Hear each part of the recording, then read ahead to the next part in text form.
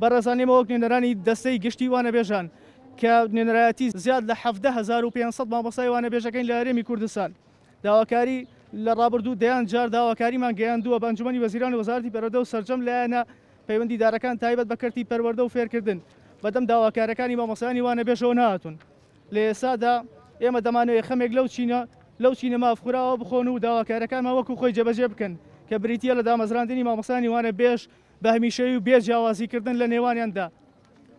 ئێمە لە کاتێکدا بە نزیکەی 8 ساڵە دەرگای دامەزراندن بەڕووی هەموو چین و توێژەکانی هەرێمی کوردستاندا داخراوە بە تایبەت مامۆستایان. ئێمە دەمانەوێت وەکو مامۆستایانی وانەبێژ داواکاری خۆمان بگەینە سەرجەم لایەنە بەرپرسەکانی حکوومەتی هەرێمی کوردستان سەبارەت بە دامەزراندنی مامۆستایانی وانەبێژ. ئێمە وەکو مامۆستایانی وانەبێژ کە چەند ساڵە تەواومان کردووە بە ئەرکێکی زۆر و بەڵام مافێکی کەممانە دەنێ داواکارین لە بەڕێز حکوومەت کە بتوان شتێکمان بۆ بکەن دامەزرێن خۆم یەکێکم لەوانەیە کە 10 ساڵی ڕێکە تەواوم کردو دەچووی 2013 تا ئێستا وانەبێژم بەڵام هیچ شتێکمان بۆ نەکراوە. ئێمە ئەبێ مانگانە چەند مانگ جارێک چاوەڕێی موچەکانمانەکەین بەڵام بەم موچەیەکی زۆر کەم